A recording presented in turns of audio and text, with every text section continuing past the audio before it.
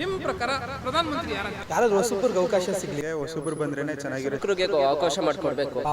ಮೋದಿ ಅವರು ನಾವು ನೋಡಿರೋ ತರ ಎರಡು ಟರ್ಮ್ ಪ್ರಧಾನಿ ಆಗಿದ್ದಾರೆ. ಧರ್ಮದ ಹೆಸರಲ್ಲಿ ಅದು ಇದು ಮಾಡ್ಕೊಂಡು ಜಾತಿ ಹೆಸರಲ್ಲಿ ಮಾಡ್ಕೊಂಡೇ ಬಂದಿದ್ದಾರೆ. ಯಡಿಯೂರಪ್ಪ ಅವ್ರ ಮಗನ್ಗೆ ಅವ್ರಿಗೆನೆ ಮಾಡ್ಕೊಂಡು ಹೋಗಿದ್ದಾರೆ. ಮೋದಿ ಅವ್ರು ಬೇಡ ಅಂತ ಅನ್ಸುತ್ತೆ. ಯುವ ಶಕ್ತಿಯಾಗಿ ರಾಹುಲ್ ಗಾಂಧಿ ಅವರಿಗೆ ಒಂದು ಅವಕಾಶ ಕೊಟ್ಟರೆ ಚೆನ್ನಾಗಿರುತ್ತೆ. ರಾಹುಲ್ ಗಾಂಧಿ ಏನಾದ್ರು ಒಂದ್ ಸ್ವಲ್ಪ ಸಜೆಷನ್ಸ್ ಏನಾದ್ರು ತಗೊಂಡ್ಬೇಕಂದ್ರೆ ಮನಮೋಹನ್ ಸಿಂಗ್ ಅವರಿದ್ದಾರೆ, ಆಮೇಲೆ ಮಲ್ಲಿಕಾರ್ಜುನ ಖರ್ಗೆ ಅವರಿದ್ದಾರೆ. ಬಿಜೆಪಿ ಮುಕ್ತ ಸೌತ್ ಇಂಡಿಯಾ ಮಾಡಕ್ ಬಂದಿದ್ದಾರೆ.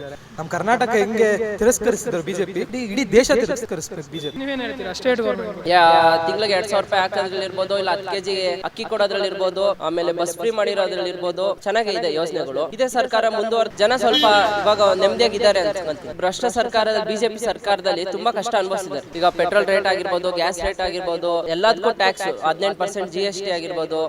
ನಿಮ್ಮ ಹೆಸರು? ನನ್ನ ಹೆಸರು ಗಗನ್ ಅಂತ. ಓಕೆ, ನಿಮ್ಮ ಪ್ರಕಾರ ಪ್ರಧಾನಮಂತ್ರಿ ಯಾರಾಗ್ಬೇಕು? ಪ್ರಧಾನಮಂತ್ರಿ ಯಾರಾದ್ರೂ ಹೊಸಬ್ರಿಗೆ ಅವಕಾಶ ಸಿಗಲಿ, ಯಾರಾದ್ರೂ ಒಂದು ಸ್ವಲ್ಪ ಯುವಕರು, ಇವಾಗ ಯುವಕರಿಗೆ ಒಳ್ಳೊಳ್ಳೆ ಯೋಚನೆ ಇರುತ್ತೆ. ದೇಶ ನಮ್ಮ ಇನ್ನೂ ಒಂದು ಸ್ವಲ್ಪ ಅಭಿವೃದ್ಧಿ ಮಾಡುವಂಥ ವಿಷಯಗಳು ತೊಗೊಂಡು ಬರಬೇಕು, ದೇಶಕ್ಕೆ ಇಂಪ್ಲಿಮೆಂಟ್ ಆಗಬೇಕು, ಒಳ್ಳೊಳ್ಳೆ ಸ್ಕೀಮ್ಸ್ಗಳು ಬರಬೇಕು. ಎಜುಕೇಷನಲ್ಲಾಗಿರ್ಬೋದು, ರೈತರಿಗೆ ಅನುಕೂಲ ಆಗೋಕ್ಕಾಗಿರ್ಬೋದು, ಒಳ್ಳೊಳ್ಳೆ ಸ್ಕೀಮ್ಸ್ ಬರಬೇಕು. ಮೋದಿಯವರು ನಾವು ನೋಡಿರೋ ಥರ ಎರಡು ಟರ್ಮ್ ಪ್ರಧಾನಿ ಆಗಿದ್ದಾರೆ. ನಾವು ನೋಡ್ದಂಗೆ ಏನು ಅಷ್ಟಕ್ಕಷ್ಟೇ ಏನೇನೋ ಧರ್ಮದ ಹೆಸರಲ್ಲಿ ಅದು ಇದು ಮಾಡ್ಕೊಂಡು ಜಾತಿ ಹೆಸರಲ್ಲಿ ಮಾಡ್ಕೊಂಡೇ ಬಂದಿದ್ದಾರೆ. ಆಮೇಲೆ ಅದು ನಮ್ಮ ಕರ್ನಾಟಕ ಸ್ಟೇಟ್ ಗೌರ್ಮೆಂಟ್ ಅಂತ ನಾವು ನೋಡಿದ್ರೂ ಯಡಿಯೂರಪ್ಪ ಅವ್ರ ಮಗನಿಗೆ ಅವ್ರಿಗೆನೆ ಮಾಡ್ಕೊಂಡು ಹೋಗಿದ್ದಾರೆ. ನಮ್ಗನ್ಸೋ ಪ್ರಕಾರ ಮೋದಿ ಅವ್ರು ಬೇಡ ಅಂತ ಅನಿಸುತ್ತೆ. ಒಂಥರ ಫ್ಯಾಮಿಲಿ ರಾಜಕಾರಣ ನಡೀತಾ ಇದೆ ಅಂತ ಅದು ಎಲ್ಲ ಇಡೀ ಸ್ಟೇಟಿಗೆ ಗೊತ್ತು. ಓಕೆ, ಸೊ ನಿಮ್ಮ ಪ್ರಕಾರ ಯಾರಾಗಬೇಕು ಪ್ರೈಮ್ ಮಿನಿಸ್ಟರ್? ನನಗೆ ಗೊತ್ತಿರೋ ಹಂಗೆ ಹೊಸಬ್ರು ಬಂದ್ರೇನೆ ಚೆನ್ನಾಗಿರುತ್ತೆ. ಯಾಕಂದರೆ ಹೊಸ ಪ್ಲ್ಯಾನ್ಸ್ ಬರೋ ಥರ ಇರ್ಬೋದು. ಈಗ ಇದು ಕಾಂಗ್ರೆಸ್ಸಲ್ಲಿ ಅಂತ ಅಂದಾಗ ಫ್ರೀ ಬಸ್ಸಸ್ ಅದೆಲ್ಲ ಬಿಟ್ಟರು. ಅದರಲ್ಲಿ ಏನು ಇದಾಯಿತು, ಲೇಡೀಸ್ಗೆ ಯೂಸ್ ಆಯಿತು. ಆಮೇಲೆ ಓಲ್ಡ್ ಏಜ್ ಇರೋರ್ಗಂತೂ ಹೆವಿ ಕಷ್ಟ, ತುಂಬ ಕಷ್ಟನೇ ಆಗೋಯ್ತು. ಸೀಟ್ಗಳೇ ಇರೋಲ್ಲ ಬಸ್ಸಲ್ಲಿ, ವಯಸ್ಸಾಗಿರೋರ್ಗಂತೂ ಸೀಟ್ ಇರೋಲ್ಲ. ಈಗ ಫ್ರೀ ಬಸ್ ಲೇಡೀಸ್ ಬಿಟ್ಟಾಗಿಂದ ಅಂತೂ ಲೇಡೀಸ್ ಅವರಂತೂ ಫುಲ್ಲು ಯಾವ ಬಸ್ಸಲ್ಲಿ ನೋಡಿದ್ರು ಬರೀ ಲೇಡೀಸೇ ಇರ್ತಾರೆ. ಹುಡುಗರಿಗಂತೂ ಜಾಗನೇ ಇಲ್ಲ ಅಂದ್ಕೊಂಡ್ಬಿಡಿ ಬಸ್ಸಲ್ಲಿ. ಓಕೆ, ಸಮಸ್ಯೆ ಆಗ್ತಿದೆ. ಮತ್ತು ಇನ್ನು ಕ್ಯಾಬು, ಈ ಹುಡುಗ ಹೇಳ್ದಂಗೆ ಕ್ಯಾಬು, ಆಟೋ ಡ್ರೈವರ್ ಅಂತೂ ಹೊಟ್ಟೆ ಮೇಲಂತೂ ತುಂಬ ಕೆಟ್ಟದಾಗೆ ಹೊಡ್ತಾ ಬಿದ್ದಿದೆ ಆ ಥರ. ಸೊ ಅದು ಕೂಡ ಪ್ರಾಬ್ಲಮ್ ಆಗ್ತಿದೆ. ಸೊ ನಿಮ್ಮ ಪ್ರಕಾರ ಪ್ರಧಾನಮಂತ್ರಿ ಯಾರಾಗಬೇಕು? ಅದೇ ಯಾರನ್ನ ಯುವಕರಿಗೆ ಅವಕಾಶ ಮಾಡಿಕೊಡ್ಬೇಕು. ಯಾಕಂದರೆ ಈ ಸರ್ಕಾರ ನೋಡಿದ್ದೀವಿ, ಸಖತ್ ಭ್ರಷ್ಟ ಸರ್ಕಾರ ಮಾಡಿದ್ದಾರೆ. ಅದು ಇದು ಸ್ಕ್ಯಾಮ್ಗಳು ನಡೀತಾನೆ ಇದೆ. ಇವ್ರು ಬರೀ ಜಾತಿ ಧರ್ಮದ ಹೆಸರಲ್ಲಿ ಅಷ್ಟೇ ಓಟ್ ತಾಂತ ಇರೋದು, ನೇಂದ್ರಲ್ಲೂ ತಾಂತ ಇಲ್ಲ. ಅವರು ಹಿಂದುತ್ವ ಅನ್ನೋದ್ರಲ್ಲಿ ತಾಂತಾರೆ ಓಟು. ಅದರಿಂದ ಇಷ್ಟು ಸೀಟ್ ಗೆಲ್ತವ್ರೆ, ಇಷ್ಟು ಇದು ಮಾಡ್ತಾರೆ. ಅದಕ್ಕೆ ಯಾರನ್ನ ಹೊಸೊಬ್ರಿಗೆ ಜಾತಿ ಹೆಸರಿಲ್ದಿರ ರಾಜಕಾರಣ ಮಾಡ್ಬೇಕು, ಯಾರನ್ನ ಮಾಡಿದ್ರು ಫೈನ್. ಅದೇ ನಿಟ್ಟಿನಲ್ಲಿ ನೋಡೋಕೆ ಹೋದರೆ ಒಬ್ಬ ದೇಶದ ಒಬ್ಬ ಯುವ ಶಕ್ತಿಯಾಗಿ ರಾಹುಲ್ ಗಾಂಧಿ ಅವ್ರಿಗೆ ಒಂದು ಅವಕಾಶ ಕೊಟ್ಟರೆ ಚೆನ್ನಾಗಿರುತ್ತಾ, ಹೇಗೆ? ಚೆನ್ನಾಗಿರುತ್ತೆ. ರಾಹುಲ್ ಗಾಂಧಿ ಅವ್ರಿಗೆ ಅವ್ರ ತಾಯಿಯವರಿದ್ದಾರೆ. ಒಂದು ಸ್ವಲ್ಪ ಏನಾದರೂ ಒಂದು ಸ್ವಲ್ಪ ಸಜೆಷನ್ಸ್ ಏನಾದ್ರು ತೊಗೊಳ್ಬೇಕಂದ್ರೆ ಮನಮೋಹನ್ ಸಿಂಗ್ ಅವರಿದ್ದಾರೆ, ಆಮೇಲೆ ಮಲ್ಲಿಕಾರ್ಜುನ ಖರ್ಗೆ ಅವರಿದ್ದಾರೆ. ಖರ್ಗೆ ಅವ್ರನ್ನ ಮಾಡಿದ್ರು ಪರವಾಗಿಲ್ಲ, ಒಬ್ಬ ದಲಿತ ನಾಯಕನ ಪ್ರಧಾನಿ ಮಾಡ್ದಂಗೆ ಆಗುತ್ತೆ. ಆಮೇಲೆ ಇಂಡಿಯಾ ಅಲಯನ್ಸಸ್ ಇವಾಗ ತುಂಬ ಚೆನ್ನಾಗಿ ರೆಸ್ಪಾನ್ಸ್ ತೊಗೊಂಡಿದೆ. ನಮ್ಮ ಸೌತ್ ಇಂಡಿಯಾನಲ್ಲಂತೂ BJP ಮುಕ್ತ ಸೌತ್ ಇಂಡಿಯಾ ಮಾಡಾಕ್ಬಿಟ್ಟಿದ್ದಾರೆ. ನಮ್ಮ ಕರ್ನಾಟಕ ಹೆಂಗೆ ತಿರಸ್ಕರಿಸಿದ್ರು ಬಿಜೆಪಿ, ಇಡೀ ದೇಶ ತಿರಸ್ಕರಿಸ್ಬೇಕು ಬಿಜೆಪಿ. ಧರ್ಮದ ಹೆಸರಲ್ಲಿ ನಡೀತಾ ಇರೋ ರಾಜಕೀಯ ಕೋಮ ಗಲಭೆಗಳಾಗಿರ್ಬೋದು, ಅದಾಗಿರ್ಬೋದು, ಧರ್ಮದಲ್ಲಿ ಜಾತಿ ಮಧ್ಯೆ ನಡೀತಿರೋ ಸಂಘರ್ಷ ಆಗಿರ್ಬೋದು, ಧರ್ಮದ ಮಧ್ಯೆ ನಡೀತಾ ಇರೋದಾಗಿರ್ಬೋದು. ನಾವು BJP ಗೌರ್ಮೆಂಟ್ ಇದ್ದಾಗ ಈ ಸ್ಟೇಟಲ್ಲೇ ನೋಡಿದ್ರಿ, ಶಿವಮೊಗ್ಗದಲ್ಲಾಗಿರ್ಬೋದು ಎಷ್ಟು ಸಾವುಗಳಾಯಿತು, ಎಷ್ಟು ಜನ ಧರ್ಮದ ಹೆಸರಲ್ಲಿ ಪಾಪ ಯಾವುದೋ ಯುವಕರನ್ನ ಕೊಟ್ಬಿಟ್ಟು ಬಲಿ ಕೊಡೋದು, ಅದು ಸರಿಯಲ್ಲ. ದೇಶಕ್ಕೂ ಬದಲಾವಣೆ ಬೇಕು. ರಾಜ್ಯದಲ್ಲಿ ಬದಲಾವಣೆ ಆಗಿದೆ, ನೋಡೋಣ. ಇನ್ನು 1 ವರ್ಷನೂ ಆಗಿಲ್ಲ, ಒಂದು 6-7 ತಿಂಗಳಾಗಿದೆ ಅಷ್ಟೇ ಸರ್ಕಾರ ಬಂದು. ಸಿದ್ದರಾಮಯ್ಯನವ್ರು ಚೆನ್ನಾಗಿ ನಡೆಸ್ಕೊಂಡು ಹೋಗ್ತಿದ್ದಾರೆ, ನೋಡೋಣ. ನಿಮ್ಗೇನು ಅನಿಸುತ್ತೆ, ರಾಹುಲ್ ಗಾಂಧಿ ಅವ್ರು ಪ್ರಧಾನಿ ಆಗಬೇಕಾ, ಹೇಗೆ? ಅವ್ರು ಹೇಳ್ದಂಗೆ ಆದರೆ ಚೆನ್ನಾಗಿರುತ್ತೆ. ಸೊ ನೀವೇನು ಹೇಳ್ತೀರಾ? ರಾಹುಲ್ ಖಂಡಿತವಾಗಿ ಒಂದು ಅವಕಾಶ ಕೊಡಲೇಬೇಕು. ಯಾಕಂದರೆ ಅವ್ರ ಮನೆತನ 3 ತಲೆಮಾರು ನೋಡಿದ್ದೆ. 3 ತಲೆಮಾರು ಅವರು ಮನೆತನ ಆಳ್ಕೊಂಬಂದಿದೆ ದೇಶನ. ಖಂಡಿತವಾಗಿ ಒಂದು ಅವಕಾಶ ಕೊಟ್ಟರೆ ದೇಶನ ಇನ್ನೂ ಮುಂದೆ ತಗೊಂಡು ಹೋಗ್ತಾರೆ ಅನ್ನೋ ಭರವಸೆ ಇದೆ. ಸೊ ಈಗ ಸ್ಟೇಟ್ ಗೌರ್ಮೆಂಟ್ ಬಗ್ಗೆ ಬರೋದಾದರೆ ಹೇಗಿದೆ ಅಂತೀರಾ? ಸ್ಟೇಟ್ ಗೌರ್ಮೆಂಟು ಮತ್ತು CM ಅವ್ರು ಹೇಗಿದ್ದಾರೆ? ಸಿದ್ದರಾಮಯ್ಯನವ್ರು 5 ವರ್ಷ ಆಡಳಿತ ನಡೆಸಿ ಮತ್ತೆ ರಾಜ್ಯದ ಜನ ನಿಮಗೆ ಅಧಿಕಾರ ಕೊಡಬೇಕು ಅಂತ 135 ಸೀಟ್ ಹೊಡಿಸಿ ಅವ್ರ ಕೈಗೆ ಪೂರ್ತಿ ಸರ್ಕಾರನೇ ಕೊಟ್ಟಿದ್ದಾರೆ. ನಂಬಿಕೆ ಇಟ್ಕೊತಿದ್ದಾರೆ ಸಿದ್ದರಾಮಯ್ಯನವ್ರ ಮೇಲೆ. ಅಂದರೆ ಅದು ಇದೆಲ್ಲ ಚರ್ಚೆ ಆಗ್ತಿದೆ 2.5 ವರ್ಷ ಆದಮೇಲೆ ಅದು ಇದು ಅಂತೆಲ್ಲ. ನಮಗೆ ಗೊತ್ತಿರೋ ಥರ ಸಿದ್ದರಾಮಯ್ಯನವರೇ 5 ವರ್ಷನೂ ಕಂಟಿನ್ಯೂ ಹೈಕಮಾಂಡಿಂದ DK ಶಿವಕುಮಾರ್ ಅವ್ರನ್ನ ಮಾಡಿದ್ರು ಪರವಾಗಿಲ್ಲ, ಪರಮೇಶ್ವರ್ ಅವ್ರನ್ನ ಮಾಡಿದ್ರು ಪರವಾಗಿಲ್ಲ, ಯಾರನ್ನಾದರೂ ಮಾಡಲಿ. ಸ್ಟೇಟ್ ಗೌರ್ಮೆಂಟ್ ಸದ್ಯಕ್ಕೆ ನನಗನ್ಸೋ ಪ್ರಕಾರ ಒಂದು ಸ್ವಲ್ಪ ಡೆವಲಪ್ಮೆಂಟ್ಗೆ ಹಣ ಇಲ್ಲ ಅದು ಇದು ಅನ್ನೋದು ಬಿಟ್ಟರೆ ಅದು ಯೋಜನೆಗಳನ್ನ ಮಾತು ಕೊಟ್ಟಂಗೆ ನಡೆದಂಥ ಸರ್ಕಾರ ನಮ್ಮದು. ಸಿದ್ದರಾಮಯ್ಯನವರು ಅನ್ನಭಾಗ್ಯ ಕೊಟ್ಟಂಥ ಮೊದಲನೇ ಚೀಫ್ ಮಿನಿಸ್ಟರೇ ಸಿದ್ದರಾಮಯ್ಯನವರು. ಆಮೇಲೆ ನುಡ್ದಂತೆ ನಡೆಯೋ ಪಕ್ಷ ಅಂದರೆ ಕಾಂಗ್ರೆಸ್ ಪಕ್ಷ ಅಂತ ಅಂದ್ಕೊಂಡಿದ್ದೀವಿ. ಓಕೆ, ನೀವೇನು ಹೇಳ್ತೀರಾ ಸ್ಟೇಟ್ ಗೌರ್ಮೆಂಟ್ ಬಗ್ಗೆ? ಇಲ್ಲ, ಚೆನ್ನಾಗಿ ನಡೀತಾ ಇದೆ. 5 ಯೋಜನೆಗಳು ಮಾಡ್ತಾ ಇದ್ದಾರೆ. ಇನ್ನೊಂದು ಯೋಜನೆ ಶಕ್ತಿ ಯೋಜನೆ ಅಂದ್ಬಿಟ್ಟು ಜನವರಿಯಿಂದ ತರ್ತಾ ಇದ್ದಾರೆ. ಎಲ್ಲ ಬಡ ಬಗ್ಗರಿಗೆ ಮಾಡ್ತಾ ಇರೋದ್ರಿಂದ ಇಲ್ಲಿ ಎಲ್ಲರೂ ನ್ಯಾಪ್ಸ್ಕೊತಾ ಇದ್ದಾರೆ. ಪ್ರತಿಯೊಂದು ಹೆಣ್ಮಗುನು ಮನೇಲಿ ಈ ಯೋಜನೆಗಳ್ನ ನ್ಯಾಪ್ಸ್ಕೊತಾ ಇದ್ದಾರೆ. ದಿನ ತಿಂಗಳಿಗೆ 2,000 ರೂಪಾಯಿ ಹಾಕೋದ್ರಲ್ಲಿರ್ಬೋದು, ಇಲ್ಲ 10 kg ಅಕ್ಕಿ ಕೊಡೋದ್ರಲ್ಲಿರ್ಬೋದು, ಆಮೇಲೆ ಬಸ್ ಫ್ರೀ ಮಾಡಿರೋದ್ರಲ್ಲಿರ್ಬೋದು, ಎಲ್ಲ ಚೆನ್ನಾಗೇ ಇದೆ ಯೋಜನೆಗಳು. ಇದೇ ಸರ್ಕಾರ ಮುಂದುವರೆದ್ರೇನು ಚೆನ್ನಾಗಿರುತ್ತೆ. ನೀವೇನು ಹೇಳ್ತೀರಾ ರಾಜ್ಯ ಸರ್ಕಾರದ ಆಡಳಿತದ ಬಗ್ಗೆ ಮತ್ತು ಮುಖ್ಯಮಂತ್ರಿ ಸಿದ್ದರಾಮಯ್ಯನವ್ರ ಬಗ್ಗೆ? ನನಗೆ ಅಷ್ಟೊಂದು ಗೊತ್ತಿಲ್ಲ, ಅವರಿಬ್ಬರೇ ಜಾಸ್ತಿ ಪೊಲಿಟಿಕ್ಸಲ್ಲಿ ಇನ್ವಾಲ್ವ್ ಆಗಿರೋದು. ಫೈನ್. ಸೊ ನಿಮಗೆ ಕೇಳ್ತೀನಿ, ಈಗ ಈ ಯೋಜನೆಗಳಿಂದ ಕೆಲವರ ಅಭಿಪ್ರಾಯ ಅಭಿವೃದ್ಧಿ ಆಗ್ತಾ ಇಲ್ಲ, ಬರೀ ಫ್ರೀ ಅಂತ ಅಲ್ಲೇ ಹೋಗ್ತಿದೆ ಅಂತ, ಅದ್ರ ಬಗ್ಗೆ ಏನು ಹೇಳ್ತೀವಿ? ಫಸ್ಟ್ ಆಫ್ ಆಲ್ ದೇಶದಲ್ಲಿ ಎಷ್ಟೋ ಜನ ಅನ್ನ ಇಲ್ದಿರ ಮಲ್ಕೊತಾರೆ ಬೀದಿಯಲ್ಲಿ. ಎಷ್ಟೊಂದು ಜನ ಊಟ ಇಲ್ಲ, 3 ಹೊತ್ತು ಊಟ ತಿನ್ನೋಕ್ಕಾಗ್ತಿಲ್ಲ. ಈ ಯೋಜನೆಗಳಿಂದ ಜನ ಇವಾಗ ಬಸ್ಸಲ್ಲಿ ಹೋಗೋದ್ರಿಂದ ಒಂದು ಸ್ವಲ್ಪ ದುಡ್ಡಾರು ಉಳಿಸ್ತಾರೆ, ಏನಾದರೂ ಒಂದು. ಆಮೇಲೆ ಅಕ್ಕಿ ಆಗಿರ್ಬೋದು, ಆಮೇಲೆ ಹೆಣ್ಮಕ್ಳಿಗೆ 2,000 ಸಾವಿರ ಕೊಡೋದಾಗಿರ್ಬೋದು. ಏನೊಂದು ಫ್ಯಾಮಿಲಿ ಹಿಡಿದೆ, ನಿಮಗೆ ಗೊತ್ತಲ್ಲ ಈ ನಡುವೆ ಪೆಟ್ರೋಲ್ ಪ್ರೈಸು, ಗ್ಯಾಸ್ ಪ್ರೈಸ್ ಎಲ್ಲ ಎಷ್ಟು ಏರಿಕೆ ಆಗಿದೆ. ಇದರಿಂದ ಜನಕ್ಕೆ ಓಡೋಕ್ಕೆ ಅಷ್ಟಿಲ್ಲ ಅಂದ್ರೂ ನೆಮ್ಮದಿಯಿಂದ ಊಟ ಮಾಡ್ಕೊಂಡು 3 ಹೊತ್ತು ಮಲಗೋ ಅಷ್ಟಂತೂ ಇದೆ ನನ್ನ ಪ್ರಕಾರ. ಆಮೇಲೆ ಅಭಿವೃದ್ಧಿಗೆ ಹಣ ಇಲ್ಲ, ಎಲ್ಲರಿಗೂ ಗೊತ್ತಿರೋ ವಿಷಯ. ನೋಡೋಣ ಮುಂದೆ ಸರ್ಕಾರ ಹೆಂಗೆ ತೊಗೊಂಡು ಹೋಗ್ತಾರೆ, ಅಭಿವೃದ್ಧಿ ಮಾಡ್ತಾರೋ ಇಲ್ವೋ ಎಲ್ಲ. ಒಂದು ರೇಂಜಿಗೆ ಡಿ.ಕೆ. ಶಿವಕುಮಾರ್ ಅವರು ಬೆಂಗಳೂರು ಅಭಿವೃದ್ಧಿ ಸಚಿವರಾಗಿ ಅವರು ಒಂದು ಸ್ವಲ್ಪ ನೋಡ್ತಿದ್ದಾರೆ, ಸ್ವಲ್ಪ ಹಣ ಇಟ್ಟಿದ್ದಾರೆ ಅಭಿವೃದ್ಧಿಗೂ. ನೋಡೋಣ ಏನೇನಾಗುತ್ತೆ ಅಭಿವೃದ್ಧಿ ಅಂತ. ಸೊ ಬಡವ್ರ ಪರವಾಗಿ ಮಾಡಿರೋದು ಬಡವರಿಗೆ ಅನುಕೂಲ ಆಗ್ತಿದೆ ಅಂತ ಹೇಳ್ತಾ ಇದ್ದಾರೆ ಅವರು. ನೀವೇನು ಹೇಳ್ತೀರಾ ಈ ಯೋಜನೆ? ಖಂಡಿತವಾಗ ಆಗ್ತಾ ಇದೆ. ಅದರಲ್ಲೇನು ಮರುಮಾತಿಲ್ಲ. ಈಗ ಈ ಭ್ರಷ್ಟ ಸರ್ಕಾರದಲ್ಲಿ, BJP ಸರ್ಕಾರದಲ್ಲಿ ತುಂಬ ಕಷ್ಟ ಅನುಭವಿಸಿದ್ದಾರೆ. ಈಗ ಪೆಟ್ರೋಲ್ ರೇಟ್ ಆಗಿರ್ಬೋದು, ಗ್ಯಾಸ್ ರೇಟ್ ಆಗಿರ್ಬೋದು, ಆಮೇಲೆ ಎಲ್ಲದಕ್ಕೂ ಟ್ಯಾಕ್ಸು 18% GST ಆಗಿರ್ಬೋದು, ಎಲ್ಲದಕ್ಕೂ ಜಾಸ್ತಿ ಅನುಭವಿಸ್ತಾ ಇದ್ದಾರೆ. ಈಗ 2,000 ರೂಪಾಯಿ ಕೊಡೋದ್ರಿಂದಾಗಲಿ, ಮತ್ತೊಂದು ಬಸ್ ಫ್ರೀ ಮಾಡಿರೋದಾಗಲಿ, ಜನ ಸ್ವಲ್ಪ ಇವಾಗ ನೆಮ್ಮದಿಯಾಗಿದ್ದಾರೆ ಅನ್ಸ್ಕೊಂತೀನಿ. ಫೈನ್. ಈಗ ಲೋಕಸಭೆಗಾಗಿ BJP ಮತ್ತು JDS ಮೈತ್ರಿ, ಅದು ಅವ್ರ ನಿರ್ಧಾರ. ಅದು ಕುಮಾರಸ್ವಾಮಿ ದೇವೇಗೌಡರವ್ರ ನಿರ್ಧಾರ. ಸಕ್ಸಸ್ ಆಗುತ್ತೆ ಅಂತನಾ? ಸಕ್ಸಸ್ ಆಗೋ ಡೌಟು. ಯಾಕಂದರೆ ಈ ಮುಸಲ್ಮಾನ ಮತದಾರರು ಇರ್ಬೋದು, ಅಲ್ಪಸಂಖ್ಯಾತರು ಇರ್ಬೋದು, ಹಿಂದುಳಿದವ್ರು ಇರ್ಬೋದು, ಅವರೆಲ್ಲ ಒಂಥರ ಕಾಂಗ್ರೆಸ್ಗೆ ವೋಟ್ ಬ್ಯಾಂಕ್ ಇದ್ದಂಗೆ. ಅದನ್ನು ಕಾಂಗ್ರೆಸ್ ನಂಬಿ ಮುಸಲ್ಮಾನರಾಗಿರ್ಬೋದು, ಕ್ರಿಶ್ಚಿಯನ್ ಆಗಿರೋ ಅಲ್ಪಸಂಖ್ಯಾತ ಯಾರಿಗಾರು ವೋಟ್ ಕೊಡ್ತಿದ್ರು ಅಂದರೆ ಅದು JDS ಒಬ್ಬರಿಗೆ. ಇವಾಗ JDS ಅವ್ರ ಕಡೆ ಹೋಗಿದ್ರೆ ಅದು BJP ಅವ್ರದ್ದು ಏನಿತ್ತು ಅದರಲ್ಲೇ ಡಿವೈಡ್ ಮಾಡ್ಕೊಳ್ಬೇಕೆ ಹೊರ್ತು ಕಾಂಗ್ರೆಸ್ಗೆ ಏನೂ ಅದು ಎಫೆಕ್ಟ್ ಆಗಲ್ಲ. ಅದು JDSಗೆ ದೊಡ್ಡ ಮೈನಸ್ಸೇ ಆಗಿದೆ ಹೊರತು ಕಾಂಗ್ರೆಸ್ಗೆ ತುಂಬ ಪ್ಲಸ್ ಆಗಿದೆ. ಈ ಸಲ ನನಗನ್ಸೋ ಪ್ರಕಾರ ಸ್ಟೇಟಲ್ಲಿ ಒಂದು 22 ಇಂದ 26 ಸೀಟ್ ಕಾಂಗ್ರೆಸ್ ಹೊಡೆಯೋ ಚಾನ್ಸಸ್ ಜಾಸ್ತಿ ಇದೆ. ನೀವೇನು ಹೇಳ್ತೀರಾ BJP ಮತ್ತು JDS ಮೈತ್ರಿ ಬಗ್ಗೆ? ಅದು ಅವ್ರ ನಿರ್ಧಾರ. ಅದು ಅವ್ರವರು ಲಾಭಕ್ಕೋಸ್ಕರ ಮೈತ್ರಿ ಮಾಡ್ಕೊಂಡಿದ್ದಾರೆ. ಅದ್ರ ಬಗ್ಗೆ ನಾವೇನು ಮಾತಾಡೋಕ್ಕಲ್ಲ.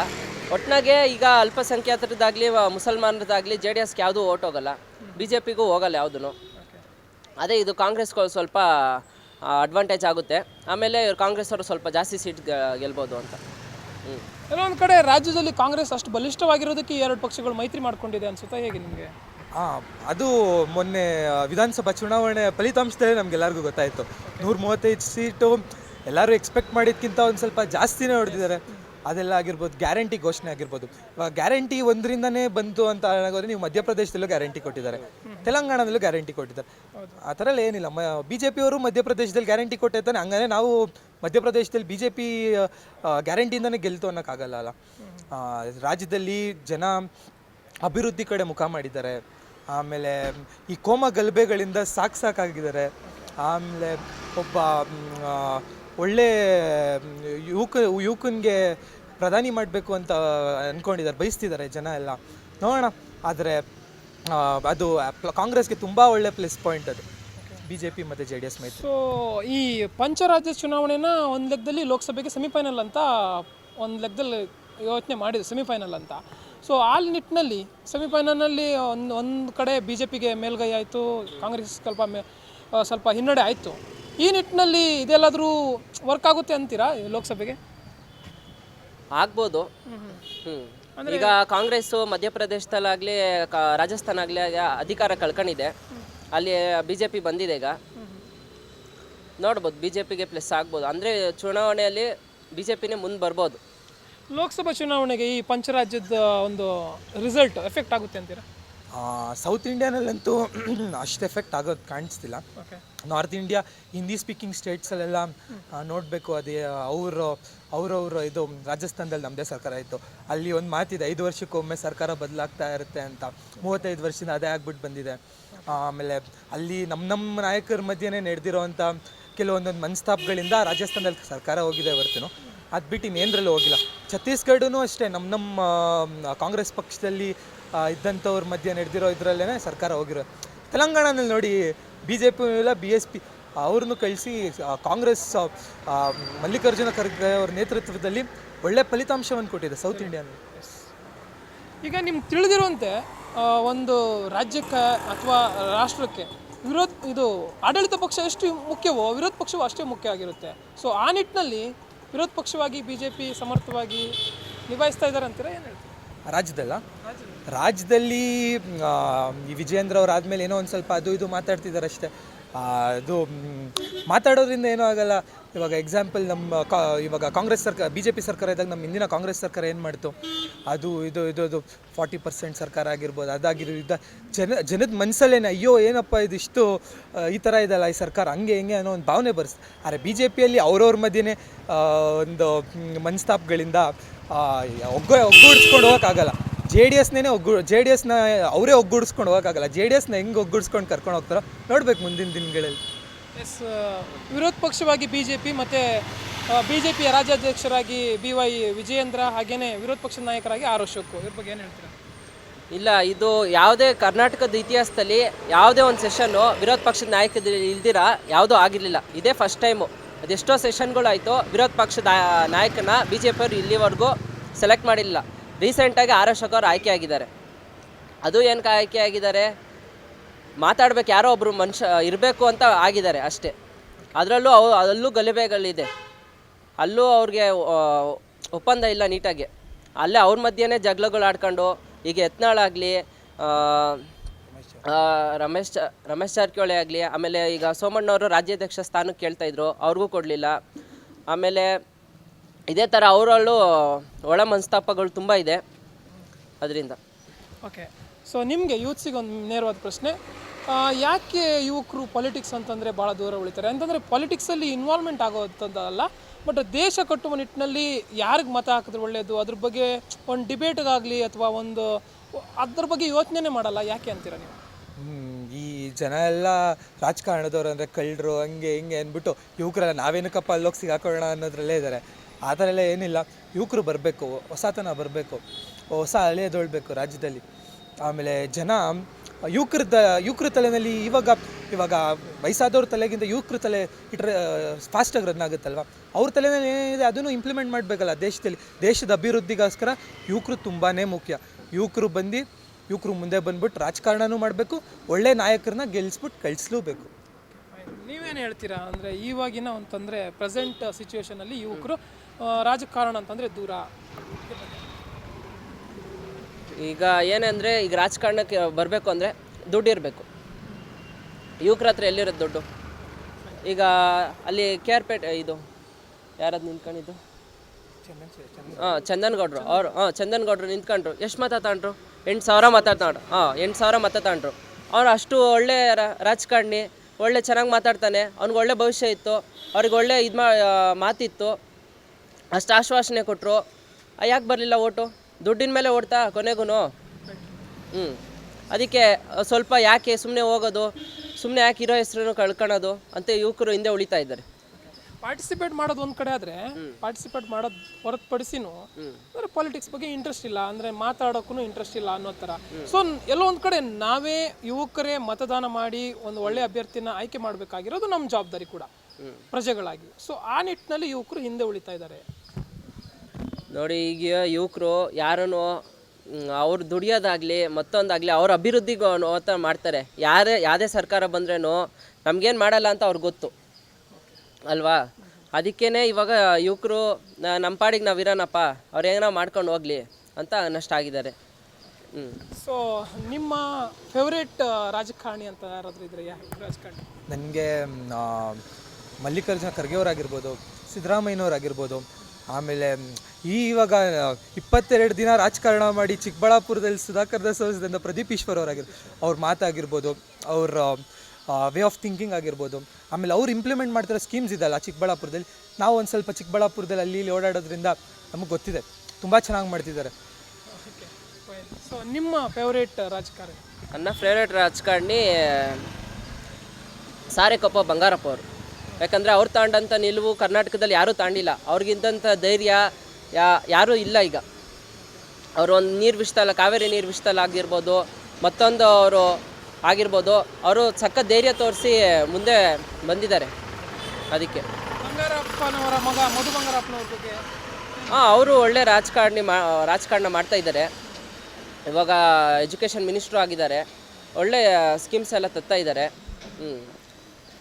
ಸೊ ಎಲ್ಲ ಒಂದು ಅಭಿವೃದ್ಧಿಯನ್ನು ಅಥವಾ ಇವೆಲ್ಲ ಒಂದು ಬೆಳವಣಿಗೆಯನ್ನು ಗಮನಿಸಿದ ನಂತರ ನಿಮಗೆ ರಾಜ್ಯ ಸರ್ಕಾರದಿಂದ ಮತ್ತು ಕೇಂದ್ರ ಸರ್ಕಾರದಿಂದ ಯಾವೆಲ್ಲ ಅಭಿವೃದ್ಧಿ ಕೆಲಸಗಳು ಆಗಬೇಕು ಅಂತ ಅನಿಸುತ್ತೆ? ರಾಜ್ಯ ಸರ್ಕಾರದಿಂದ ಇದು ಘೋಷಣೆಗಳು ಮಾಡಿರೋ ಪ್ರಕಾರ ಅವರು ಕೊಟ್ಟಿರೋ 5 ಪ್ರಾಮಿಸ್ಗಳನ್ನ ತೀರಿಸ್ಬೇಕಂತಲೇ ರಾಜ್ಯ ಸರ್ಕಾರದಲ್ಲಿರೋ ಹಣ ಹೋಗ್ತಿದೆ.